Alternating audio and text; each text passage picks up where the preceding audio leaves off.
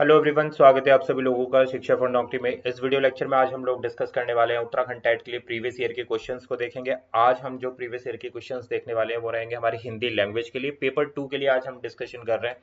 तो यहाँ पर लैंग्वेज 2 इन हिंदी की बात की जा रही है। यहाँ पर काफी इंपॉर्टेंट सेशन होने वाला है भाई हिंदी लैंग्वेज के लिए। पेपर 2 की बात करी जा रही है। ये 2021 के पेपर को हम देखने वाले हैं। बहुत अच्छे लेवल पर क्वेश्चन आए थे, सारे क्वेश्चंस को समझेंगे एक एक करके। 61 से स्टार्ट कर रहे हैं, 30 क्वेश्चंस को डील करने वाले। चैनल पर नए हो तो यार सब्सक्राइब कर लेना, और जो भी आपको पीडीएफ वगैरह चाहिए या फिर अगर आप चैनल से कनेक्ट होना चाहते हैं तो टेलीग्राम से आप कनेक्ट हो सकते हैं। वहाँ पर सारे लिंक मिल जाएंगे, जितना स्टडी मटेरियल है सारा आपको वहाँ पर मिल जाएगा। नोट्स वगैरह चाहिए तो वीडियो के डिस्क्रिप्शन में लिंक है, टेलीग्राम पर भी पिन कॉमेंट है, वहाँ से जाकर आप बाय कर सकते हैं। काफ़ी थ्योरी प्लस एमसीक्यूज ऑलमोस्ट सारे सब्जेक्ट की मैं वहाँ पर अपलोड कर रहा हूँ डेली बेसिस पर। तो स्टार्ट करते हैं क्वेश्चन नंबर 61 के साथ में। देखिए 61 बोलता है निम्नलिखित में से कौन सा उपन्यास भारत विभाजन पर आधारित नहीं है, ये आपको बताना है। काफी बढ़िया क्वेश्चन है भाई, ध्यान से देखते रहना, वीडियो को बिल्कुल भी मिस मत करना। मिस करोगे यहाँ से आपके क्वेश्चंस के आंसर मिस होते चले जाएंगे, समझ लेना। आप वहां जाकर ब्लैंक हो जाओगे, बिल्कुल खाली बैठ जाओगे ये सोच के कि हिंदी ये कर लेंगे, नहीं कर पाओगे आसानी से जब तक प्रैक्टिस नहीं करोगे। तो निम्नलिखित में से कौन सा उपन्यास भारत के विभाजन पर आधारित है? ऑप्शन ए यहाँ पर बोलता है हीरक जयंती, बी बोलता है यहाँ पर आधा गांव, सी बोलता है यहाँ पर तमस, और डी बोलता है झूठा सच। तो आपको बताना है कि कौन सा इनमें से उपन्यास भारत विभाजन पर आधारित नहीं है। तो ऑप्शन नंबर ए इसका राइट आंसर है। क्या है? हीरक जयंती जो है भारत विभाजन पर आधारित उपन्यास नहीं है। और हीरक जयंती क्या है भाई? ये एक प्रकार की फिक्शन बुक है। फिक्शन बुक है हीरक जयंती। ठीक है, और किसके द्वारा लिखी गई है भाई ये बुक? टॉम्बी टॉम्बी दास या टॉम्बी देव शर्मा के द्वारा ये बुक जो है लिखी गई है। और इसका जो पब्लिशन हुआ है, वो जो इसका पब्लिकेशन हुआ है वो मणिपुर से हुआ है। मणिपुर से इसका पब्लिकेशन होता था। टॉम्बी देव शर्मा ने इसका पब्लिकेशन, मतलब इनके द्वारा लिखी गई है, एक प्रकार की फिक्शन बुक है। तो राइट आंसर क्या है यहाँ पर? ऑप्शन नंबर ए। आधा गांव के बारे में बात करते हैं भाई। आधा गांव क्या है? ये एक प्रकार का उपन्यास है। ठीक है, और ये किसने लिखा है भाई? ये उपन्यास जो है प्रकाशित हुआ था 1966 में लिखा गया है। क्वेश्चन यहाँ से भी बनता है कि आधा गांव उपन्यास कौन से ईयर में प्रकाशित किया गया था? तो 1966 में प्रकाशित किया गया था। और किसने लिखा था इसको? मासूम रजा ने लिखा है आधा गांव उपन्यास को। बात करते हैं ऑप्शन सी की, तमस। अब तमस क्या है? देखो तमस जो है भीष्म सहानी, तमस जो है भीष्म सहानी का सबसे प्रसिद्ध उपन्यास है, और जो ईयर 1973 में लिखा गया है। 1973 में ये प्रकाशित हुआ है तमस, और भीष्म सहानी का एक बहुत ही फेमस जो है उपन्यास है। नेक्स्ट आता है हमारे पास झूठा सच। अब झूठा सच जो है यशपाल के द्वारा लिखा गया है, और 1958 में ये प्रकाशित हुआ था। तो सारे ऑप्शंस हम लोगों ने यहाँ पर डिस्कस कर लिए। यहाँ पर ऑप्शन क्वेश्चन नंबर 1 के लिए राइट आंसर क्या है? हीरक जयंती, जो एक प्रकार की फिक्शन बुक है। क्लियर हो गई भाई बात? आगे बढ़ेंगे, क्वेश्चन नंबर 2 देखते हैं भाई। लैंग्वेज से रिलेटेड क्वेश्चन नंबर 2 का दे रखा है भाई। लैंग्वेज, मातृभाषा, मातृभाषा शिक्षण के विषय में असत्य कथन कौन सा है, ये आपको बताना है भाई। यहाँ पर ऑप्शन ए बोलता है मातृभाषा शिक्षण से बालकों के भीतर मौलिक विचार का जागरण होता है। मातृभाषा से संबंध अनुकरणात्मक ही न होकर भावात्मक भी होती है। बालकों के मनोमस्तिष्क के स्वतंत्र विकास हेतु मातृभाषा शिक्षण अति आवश्यक है। किसी बालक के सांस्कृतिक वातावरण से मातृभाषा का प्रत्यक्ष संबंध नहीं होता है। तो यहाँ पर क्या पूछा गया था? असत्य कौन सा है? तो ऑप्शन नंबर डी यहाँ पर क्या है? 62 के लिए असत्य है। ऊपर के तीनों स्टेटमेंट जो है भाषा के संदर्भ में बिल्कुल सही कथन है। क्या क्या बोलते हैं कि जो मातृभाषा है वो बालक के भीतर मौलिक विचारों को जागरण करती है, बिल्कुल सही है। मातृभाषा से संबंधित अनुकरण ही नहीं बल्कि भावात्मक, की क्या बोल रहे हैं? मातृभाषा जो है अनुकरण तक ही सीमित नहीं होती है, भावात्मक भी होती है, बिल्कुल सही है। बालकों के मनोमस्तिष्क के स्वतंत्र विकास हेतु मातृभाषा जो है बहुत आवश्यक है।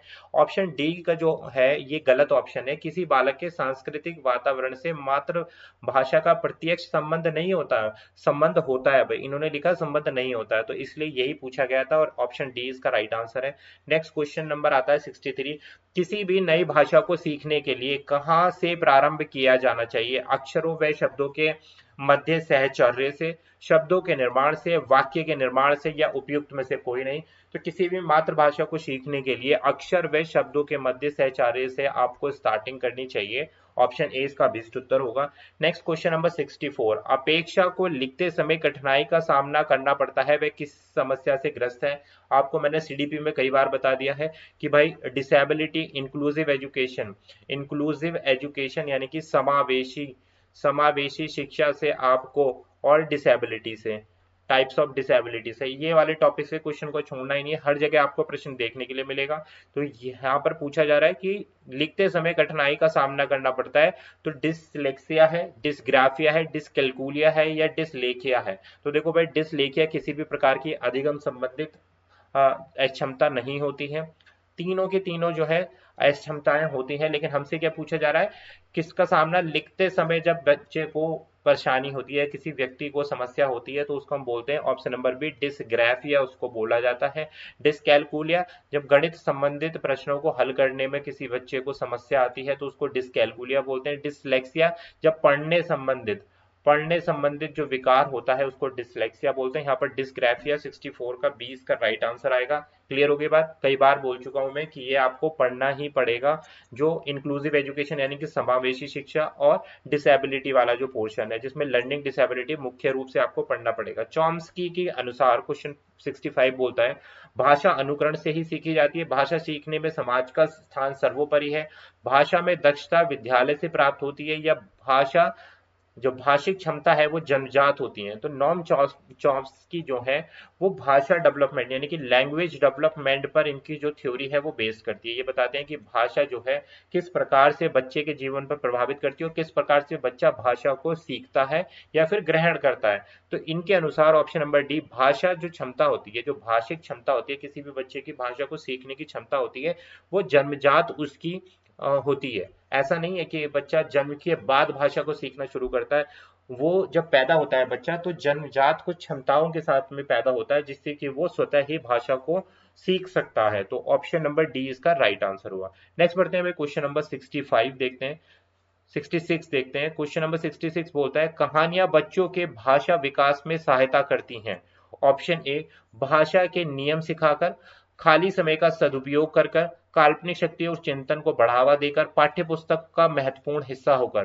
तो आपको पता है कि कहानियां किस चीज में सबसे ज्यादा भूमिका निभाती है? कल्पनाशीलता, कल्पना शक्ति को बढ़ाएंगे यानी कि इमेजिनेटिव पावर को इंक्रीज करती हैं। थिंकिंग, देखो कहानी, जब आप लोगों ने भी जब भी कहानी सुनी होंगी अपने माता पिता से या अपने बुजुर्गों से, तो उसमें क्या होता है, आप सोचने लग जाते हो कि अच्छा उस समय पर ऐसा होता होगा। तो आप क्या कर रहे हो, चिंतन कर रहे हो। दूसरी बात, कहानी के माध्यम से आप में क्रिएटिविटी आती है, कल्पनाशीलता आ जाती है। तो option C is the right answer. इसलिए पहले के टाइम में कहानियां सुनाई जाती थी बच्चों को, जिससे बच्चा जो है ना इंडिपेंडेंट थिंकिंग करने लगे, अपने आप ही चिंतन विकसित करने लगे। आज के टाइम में ये सब चीजें नहीं कराई जा रही हैं, इसलिए कल्पनाशीलता, थिंकिंग स्किल्स जो है बच्चे के अंदर कम होती जा रही हैं। नेक्स्ट क्वेश्चन नंबर 67, इस प्रश्न का उत्तर तो कोई भी व्यक्ति दे सकता है, वाक्य में आए भी या तो शब्द क्या है? यहाँ पर जो इस सेंटेंस में यहाँ पर तो शब्द का इस्तेमाल किया गया और भी का भी किया गया, तो ये क्या है? निपात है, सर्वनाम है, क्रिया विशेषण है, ये संबंध बोधक है। इस प्रकार के प्रश्न मैं अपने हिंदी के प्रैक्टिस सेशन में आप लोगों को करा रहा हूँ। तो देखो यहाँ पर राइट आंसर क्या है? ऑप्शन नंबर ए इसका राइट आंसर निपात है। अब निपात क्या होते हैं भाई? जैसे ये हो गया हमारे पास, तो हो गया, भी हो गया, तो ये क्या है? अव्यय है एक प्रकार के, जो किसी शब्द के प्रारंभ में लगकर जो है उसका परिवर्तन कर देते हैं, उसके अर्थ में परिवर्तन कर देते हैं, तो ये अव्यय के रूप में आते हैं। इसमें कौन कौन से निपात हो सकते हैं? जैसे तो हो गया, भी हो गया, या फिर इसमें आ जाएगा जी भी आ जाएगा, तक भी आ जाएगा, मात्र भी आ जाएगा। तो ये सारे के सारे क्या है? निपात है। वाक्य में किसी शब्द या पद के बाद में लगकर जो है, ठीक है, उसके अर्थ में विशेष प्रकार का अंतर ले आते हैं ये, तो ये क्या कहलाते हैं भाई? निपात कहलाते हैं। ठीक है, नेक्स्ट आता है क्वेश्चन नंबर 68, बहुत ज्यादा इंपॉर्टेंट है। उद्दंड मार्तंड पत्रिका का प्रकाशन किस शहर से होता था? इंपॉर्टेंट है भाई, इसको मार्क डाउन कर लेना भाई। उद्दंड मार्तंड पत्रिका का प्रकाशन वाराणसी से, इलाहाबाद से, आगरा से या फिर कैलकाटा से। तो उद्दंड मार्तंड पत्रिका का जो प्रकाशन है वो ऑप्शन नंबर डी इसका राइट आंसर है। कहां से होता था भाई? जो इसका प्रकाशन होता था कैलकाटा से होता था। ऑप्शन नंबर डी इसका अभिष्ट उत्तर है क्वेश्चन नंबर 68 के लिए। और कौन से ईयर में होता था ये भी यहाँ से पूछ सकते हैं। तो इसका प्रकाशन जो है स्टार्ट हुआ था 1826 में स्टार्ट हुआ था।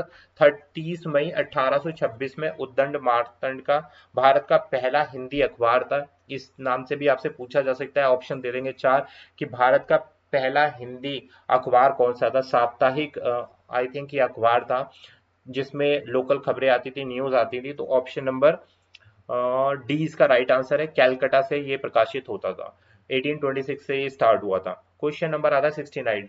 मूक होई चावल, मूक होई वाचाल, पगु चढ़े गिरिवर गहन, जासु कृपासु दयाल, ध्रुवो सकल कलिमन दहन। उपयुक्त पंक्ति में कौन सा छंद दिया गया है? दोहा छंद, सोरठा है, आर्य है या इंद्रवज्जा है? तो यहाँ पे भाई ऑप्शन नंबर बी सोरठा छंद दिया गया है। अब सोरठा छंद में क्या होता है भाई? देखो सोरठा छंद के जो विषम पद होते हैं, विषम पद होते हैं उसमें हमारे पास क्या क्या होता है? 11-11 मात्राएं होती हैं। इस चीज को ध्यान रखना। विषम चरण में कितनी होती है भाई? 11-11 मात्राएं होती हैं। और जो सम चरण होता है, सम चरण जो होता है उसमें कितनी होंगी भाई? 13-13 मात्राएं होंगी। किसकी बात की जा रही है? सोरठा छंद की। सम चरण में यानी कि दूसरा या फिर चौथा चरण, विषम में पहला या तीसरा चरण में कितनी? 11-11 मात्राएं। और 13-13 मात्राएं सम चरण में क्या कहलाएगा? आपका सोरठा कहलाएगा। तो यही इसमें है ऑप्शन नंबर बी इसका राइट आंसर। यहाँ पर क्वेश्चन 17 जो है, एक तरफ शब्द दिए गए, दूसरी तरफ हमारे पास क्या दिया गया? समास दिए गए। समास हम थ्योरी चैप्टर में डिस्कस कर चुके हैं। त्रिभुवन, पीतांबर, प्रतिदिन, शरणागत। अब आपको इसको मिलाना है तो राइट आंसर आपको बताना है। तो क्या होगा? राइट आंसर जो है ऑप्शन नंबर डी है। तो क्या बोलते हैं डी में? जो त्रिभुवन है वो किससे मैच करेगा? त्रिभुवन में कौन सा समास आ गया भाई? त्रिभुवन में आ गया हमारे पास द्विगु समास। ठीक। और पीतांबर में कौन सा समास है? बहुव्रीहि समास। प्रतिदिन में हमारे पास कौन सा समास है? अव्ययी भाव समास। शरणागत में कौन सा समास है हमारे पास? तत्पुरुष समास। अब मैं इन चारों समास को बहुत अच्छे से एक्सप्लेन कर चुका हूं। अगर आप लोगों ने वीडियो नहीं देखी है समास वाली, जाकर देखो भाई, बहुत ज्यादा यूजफुल वीडियो है। क्वेश्चन आपका डेफिनेटली हिंदी में आपको समास से देखने के लिए मिलेगा ही मिलेगा। नेक्स्ट बात करते हैं भाई पैराग्राफ पर। अब ये पैराग्राफ हम हल करेंगे। बहुत ही आसान तरीके से पैराग्राफ को आप हल कर सकते हैं। देखो इस गद्यांश में 71 से लेकर 75 तक के प्रश्नों को दिया गया। अब मैंने आपको पहले भी बताया था पैराग्राफ को कैसे हमें हल करना है। एक नजर डालनी है पैराग्राफ पर। लिपि का आविष्कार संचार के क्षेत्र में दूसरी बड़ी क्रांति थी। ध्वनि पर आलंबित लिपि का विकास के पूर्व मानव भाषा के अतिरिक्त अभिव्यक्ति के कई नियम, कई अन्य माध्यमों के लिए प्रयोग किए जाते थे।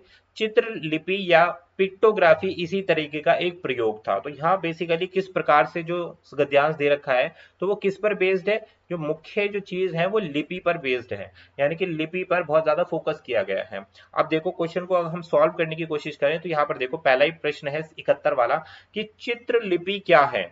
किसी घटना का लिपिबद्ध करना, किसी स्थिति का चित्र बनाना, किसी घटना का श्रृंखलाबद्ध चित्रों द्वारा प्रस्तुत करना, या किसी घटना या परिस्थिति की क्रमबद्ध या क्रमवार प्रस्तुति। तो राइट आंसर क्या है यहाँ पर? देखो चित्रलिपि क्या होती है? चित्रलिपि में क्या होता है? किसी घटना की श्रृंखलाबद्ध चित्रों द्वारा प्रस्तुति करना। जैसे जो चलचित्र आप देखते हो ना, वो भी एक वही चीज है जिसमें हम जो फोटोज होते हैं, जो चित्र होते हैं, उसको एक साथ निरंतर रूप से लगा देते हैं तो क्या बन जाती है? फिल्म बन जाती है ना, चलचित्र बन जाता है। तो यहाँ पर जो चित्रलिपि है, किसी घटना का श्रृंखलाबद्ध चित्रों द्वारा प्रस्तुत करना। ऊपर आराम से मिल जाएगा आपको इसका आंसर जो गद्यांश दिया है। लिपि के आविष्कार का सर्वप्रथम प्रभाव किस क्षेत्र पर पड़ा? पुस्तक प्रकाशन में पड़ा, संचार क्षेत्र में पड़ा, व्यापार के विकास में पड़ा, या मौखिक। देखो अब लिपि अभी हमने ऊपर पढ़ लिया था, वहीं से आंसर मिल गया इसका। कहां पर पड़ा है भाई? सबसे महत्वपूर्ण प्रभाव कहां पड़ा है इसका? संचार के क्षेत्र में पड़ा था। देखो मैंने 4 लाइन ही पढ़ी थी, उसी पर हमें पता चल गया था। देखो कहां था भाई ये लिपि का आविष्कार पहली लाइन में है। देखो लिपि का आविष्कार संचार के क्षेत्र में दूसरी सबसे बड़ी क्रांति थी। और ये हमसे क्वेश्चन पूछ लिया है इन्होंने 72। लिपि के आविष्कार का सर्वप्रथम प्रभाव किस क्षेत्र में पड़ा? संचार के क्षेत्र में पड़ा। देखो कितना आसान है आंसर करना है इसको। ऑडियोग्राफी की प्रमुख विशेषता क्या है, ये आपसे पूछा गया है। तो देखो ऑडियोग्राफी यहाँ पे पहले हमारे पास कहाँ पर आई, एक तो पिक्टोग्राफी आई है हमारे पास में, और नीचे आप थोड़ा सा पढ़ोगे तो आपको ऑडियोग्राफी भी मिल जाएगा यहाँ पर। ठीक है, मानव व्यवहार की मूर्त अभिव्यक्ति है, चित्रों के द्वारा असीमित संवाद है, अमूर्त विचारों की असीमित अभिव्यक्ति है, या उपयुक्त में से कोई नहीं। तो राइट आंसर है हमारे पास देखो अमूर्त विचारों की असीमित अभिव्यक्ति है, कि आप जितने भी अमूर्त विचार है उसको आप अभिव्यक्त कर सकते हो, चित्रों के माध्यम से तो नहीं करते। ऑडियो का मतलब क्या होता है, ऑडियो का फॉर्मेट जो अभी आप सुनते हैं, देखना नहीं होता इसमें, ऑडियोग्राफी में सुनना होता है। तो अमूर्त विचारों की असीमित अभिव्यक्ति। नेक्स्ट आता है क्वेश्चन 74। चित्रलिपि के विषय में क्या कथन सही है। चित्रलिपि के पूर्व ऑडियोग्राफी का चलन था। चित्रलिपि का संबंध भाषा विशेष से होता है। चित्रलिपि अमूर्त विचारों की प्रस्तुति में सक्षम है। चित्रलिपि का संबंध भाषा विशेष से नहीं होता। तो राइट आंसर क्या है यहाँ पर, ऑप्शन नंबर डी, चित्रलिपि का संबंध भाषा विशेष से नहीं होता। कथन क्या पूछा गया है, जो सत्य है कि जो भी चित्रलिपि है उसमें भाषा विशेष का कोई महत्व नहीं होता, कोई भी संबंध नहीं होता, किसी भी भाषा में चित्रलिपि हो सकती है। ठीक है, नेक्स्ट क्वेश्चन नंबर आता है 75। ऑडियोग्राफी के विषय में असत्य कथन आपको बताना है। ऑडियोग्राफी पिक्टोग्राफी का विकसित रूप है। ऑडियोग्राफी प्रत्येक व्यवस्था पर आधारित है। आप कहोगे सर कहां से आंसर कर रहे हो ये, तो ये जो ऊपर पैराग्राफ है ना, इसी में से ही आंसर है ये। ऑडियोग्राफी में प्रत्येक दृश्यों की प्रस्तुति ही संभव है। ऑडियोग्राफी ध्वनि पर अवलंबित लिपि है। तो आपको राइट आंसर बताना है, देखेंगे पैराग्राफ से, तो ये राइट आंसर आएगा ऑप्शन नंबर सी। ऑडियोग्राफी में प्रत्यक्ष दृश्यों की प्रस्तुति ही संभव है। ऑडियोग्राफी में प्रत्यक्ष जो भी आप चीजें देखते हैं उसी को तो आप बोलकर बता सकते हैं। तो क्लियर हो गई बात। नेक्स्ट क्वेश्चन नंबर आता है, यहाँ से 76 से क्वेश्चन अलग हो जाते हैं। 75 तक के क्वेश्चन पैराग्राफ से थे। भाषा के चार कौन कौन से कौशल होते हैं। ये तो बहुत ही आसान सा क्वेश्चन है, लेकिन कई बार बार रिपीट हो जाता है। कौन कौन से क्वेश्चन है भाई भाषा के चार, तो देखो ऑप्शन डी, सुनना, बोलना, पढ़ना या फिर लिखना। ऊपर वाले ऑप्शन में रटना आ गया तो इसलिए ये गलत हो गया। ठीक है, समझना आ गया इसलिए ये गलत हो गया। तीन ये सही थे, यहाँ फिर समझना आ गया तो ये ऑप्शन गलत हो गया। सुनना, बोलना, पढ़ना, लिखना, ये चार कौशल हैं, चार स्किल्स हैं भाषा के संबंध में। इसको आप कभी भी मिस मत करना, इसमें भी गलत करने की कोई गुंजाइश है नहीं। Question number 77। निबंध का विधागत वैशिष्ट्य है, क्या है भाई, विषय का तर्क संगत प्रतिपादन करना, निवृत्तिकता, कलात्मक एकावृत्ति, व्यक्तित्व की व्यंजना। तो निबंध का क्या विधागत है यहाँ पर, मतलब क्या एक सिस्टमेटिक वे है निबंध का, वो पूछा गया है। तो right answer option number C. इसमें कौन कौन सी चीजें आती हैं, पहला आ गया आपका, तीसरा आ जाएगा और चौथा आ जाएगा। निर्व्यक्ता इसमें नहीं इंक्लूड होता है। Next question 78। निम्नलिखित में से कौन सा मध्यकालीन भारतीय आर्य भाषा है। प्राकृत भाषा, संस्कृत भाषा, फारसी या फिर तमिल। तो मध्यकालीन भारतीय आर्य भाषा जो है वो है ऑप्शन नंबर ए। 78 का राइट आंसर ऑप्शन नंबर ए है यहाँ पर। प्राकृत भाषा जो है मध्यकालीन भारतीय आर्य भाषा है। नेक्स्ट देखते हैं 79। आसान क्वेश्चन आ रहे हैं हम। यह रे ले वे किस प्रकार के व्यंजन है। अंतस्थ है, स्पर्श है, ऊष्म है या फिर सासुनासिक है। तो राइट आंसर है ऑप्शन नंबर ए, ये अंतस्थ प्रकार के व्यंजन है, यह रे ले वे। Option number a is the right answer. Next question आता है 8। आपको बताना है एक तरफ शब्द दिए गए, दूसरी तरफ संधि दी गई है, तो कौन सा सही है। महर्षि, तथैव, प्रत्येक, पवन। तो राइट आपको यहाँ पर मैच करना है। तो राइट आंसर है हमारे पास ऑप्शन नंबर बी, यानी कि जो महर्षि है वो गुण संधि है। महर्षि किससे मैच होगा, गुण संधि से। नेक्स्ट हमारे पास आता है तथैव, ये मैच होगा हमारा अयादि संधि से, नहीं वृद्धि संधि से। तथैव में वृद्धि संधि का इस्तेमाल होता है। प्रत्येक जो है यण संधि से और पवन जो है अयादि संधि से। तो आप मैच कर लेना, ऑप्शन नंबर 20 का अभिष्ट उत्तर है। नेक्स्ट बढ़ते हैं क्वेश्चन नंबर 81 देखते हैं भाई। अब 81 में पूछा गया कौन सा यहाँ पर वाक्य का शुद्ध रूप है। सारा राज्य उसके लिए एक थाती था, जापान तब तक न मानेगा जब तक उसकी फौजें लड़ती रहेंगी। तो ये सेंटेंस तो भाई शुद्धि से वैसी है। उन्होंने मुझे मुंबई घुमाई, ये भी गलत हो गया। काव्य, नाटक और कहानी पर्याप्त संख्या में प्रकाशित हुए थे, इसमें भी वर्तनी में कहीं ना कहीं। तो राइट आंसर ऑप्शन नंबर है, सारा राज्य उसके लिए एक थाती था। अब देखते हैं भाई गद्यांश यहाँ पर दिया गया। अब गद्यांश का मुख्य शीर्षक देख लेते हैं क्या है। कविता ही मनुष्य के हृदय को स्वार्थ संबंधों और संकुचित मंडल के ऊपर उठाकर लोक सामान्य भाव भूमि पर ले जाती है, जहां जगत की नाना गतियों के मार्मिक स्वरूप का साक्षात्कार और शुद्ध अनुभूतियों का संचार होता है। तो देखो मुख्य शीर्षक क्या निकल के आ रहा है कि किसकी बात हो रही है, मेन जो टाइटल निकल के आ रहा है वो कविता के बारे में सारी चीजें यहाँ पर बताई गई हैं कि किस तरीके से कविता जो है प्रभावित करती है। ठीक है, क्या क्या कविता के माध्यम से अनुभूति होती है, तो वो इस गद्यांश में पूरी तरीके से लिया है, समझाया गया है, दिया गया है। तो आप एक बार ऊपर ऊपर से इसकी रीडिंग करो फटाफट से, जब आप एग्जाम में इसको देख रहे हो, उसके बाद आ जाओ सीधा प्रश्नों पर। तो उपयुक्त गद्यांश के अनुसार उचित कथन क्या होगा, जगत अनेक भावात्मक और हृदय अनेक रूपात्मक है, जगत अनेक रूपात्मक और हृदय अनेक भावात्मक है, जगत और हृदय दोनों अनेक भावात्मक है, जगत और हृदय दोनों अनेक रूपात्मक है। तो इस प्रकार के प्रश्नों को आप कैसे करोगे, देखो गद्यांश के माध्यम से ही करोगे। राइट आंसर क्या है यहाँ पर, जगत अनेक रूपात्मक और हृदय अनेक भावात्मक। तो हृदय में क्या होते हैं भाई, भाव उत्पन्न होते हैं ना, तो ऊपर दिए गए गद्यांश से इसका उत्तर आपको आसानी से मिल जाएगा। जिन रूपों और व्यापारों से मनुष्य का परिचय आदिम युग से है उसे क्या कहते हैं, मूल भाव कहते हैं, मूल चरित्र कहते हैं, मूल व्यापार कहते हैं, या फिर मूल व्यक्तित्व कहते हैं। तो इसे हम बोलते हैं भाई मूल व्यापार। काव्य का मुख्य प्रयोजन क्या होता है, यश की प्राप्ति करना, जीवन में सुख की प्राप्ति करना, धन अर्जन करना, हृदय को लोक सामान्य भाव भूमि पर अव्यवस्थित करना। तो आपको पता है भाई काव्य किस लिए किया जाता है, जीवन में सुख शांति प्राप्त करने का ही मुख्य उद्देश्य होता है काव्य का।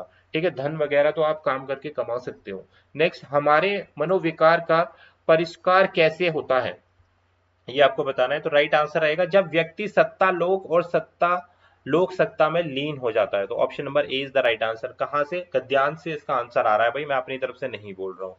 क्वेश्चन नंबर 86 बोलता है भाई, शुद्ध अनुभूति का संचार और अनेक गतिविधियों के मार्मिक स्वरूप का साक्षात्कार किसके द्वारा होता है, तो कविता के द्वारा होता है। यही लाइन मैंने पढ़ी थी और इसी से आंसर आ गया, देख लो। अब आप देख सकते हो एक हल्का सा, अगर आप ऊपर से देखो यहाँ लिखा है ना, ये यहाँ पर आ जाओ, गतियों के माध्यम से मार्मिक स्वरूप और का साक्षात्कार और शुद्ध अनुभूतियों का संचार होता है, किसके माध्यम से, यहाँ से शीर्षक चल रहा था कविता। तो ऑप्शन नंबर हमारे पास आ गया है बी, इसका राइट आंसर हो गया। नेक्स्ट क्वेश्चन 87 देखते हैं, गमला किस भाषा का शब्द है, यहाँ से प्रश्न अलग हो गए, अरबी, फारसी, पुर्तगाली या फिर फ्रेंच। तो राइट आंसर है हमारे पास ऑप्शन नंबर सी, गमला जो है पुर्तगाली भाषा का लिया गया शब्द है। अब आता है प्रश्न नंबर 88, प्रकाशन वर्ष के अनुसार जयशंकर प्रसाद की रचनाओं का सही क्रम क्या होगा।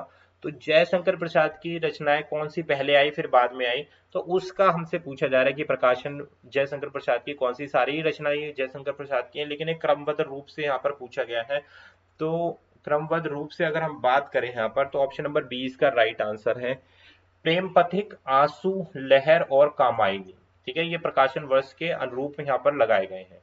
क्वेश्चन नंबर आता है 89, लड़के ने पिता से कहा यदि आप आज्ञा दें तो मैं अपने साथी से मिल आऊं। इस वाक्य में आप क्या है भाई, आप बताना है, निजवाचक सर्वनाम है, पुरुषवाचक सर्वनाम है, निश्चयवाचक सर्वनाम है, या फिर पुरुषवाचक सर्वनाम है। तो राइट आंसर है यहाँ पर ऑप्शन नंबर बी, पुरुषवाचक सर्वनाम है। मध्य पुरुष और आदर सूचक शब्द का इस्तेमाल यहाँ पर किया गया है आपके माध्यम से, लेकिन ये पुरुषवाचक सर्वनाम है यहाँ पर। ठीक है, नेक्स्ट बढ़ते हैं क्वेश्चन नंबर 90 से, लास्ट रहेगा इस वीडियो लेक्चर के लिए। रीति काल को श्रृंगार काल किसने कहा, मिश्र बंधु ने कहा है, विश्वनाथ प्रसाद मिश्र ने कहा, रमाशंकर शुक्ल या फिर आचार्य रामचंद्र शुक्ल। तो राइट आंसर है विश्वनाथ प्रसाद मिश्र ने रीति काल को श्रृंगार काल की संज्ञा दी है। ऑप्शन नंबर बी इसका राइट आंसर। ठीक है, थोड़ा सा कंफ्यूजिंग लग रहा है बट करेक्ट आंसर यही दे रखा है इसमें, रीतिकाल को श्रृंगार काल विश्वनाथ प्रसाद मिश्र ने कहा है। तो ये थे हमारे 30 क्वेश्चन जो हमने हिंदी लैंग्वेज के लिए देखे, पेपर 2 के बारे में हम डिस्कस कर रहे थे। भाई आप लोगों को क्वेश्चन समझ में आए होंगे, समझ में आया होगा कैसे प्रश्न को हमें अटेम्प्ट करना है पेपर में। वीडियो पसंद आ गई तो लाइक कर देना, कोई भी डाउट हो तो कॉमेंट करना। मिलेंगे आपसे एक और नए प्रैक्टिस सेशन में, थ्योरी प्लस एमसीक्यूज, लगातार मॉक टेस्ट भी चल रहा है, तो आप चैनल को सब्सक्राइब कर सकते हैं। नोट्स वगैरह परचेज करने तो लिंक वीडियो को डिस्क्रिप्शन में दिया है। एक और लेक्चर में आप लोगों के साथ में मुलाकात होगी। Thank you for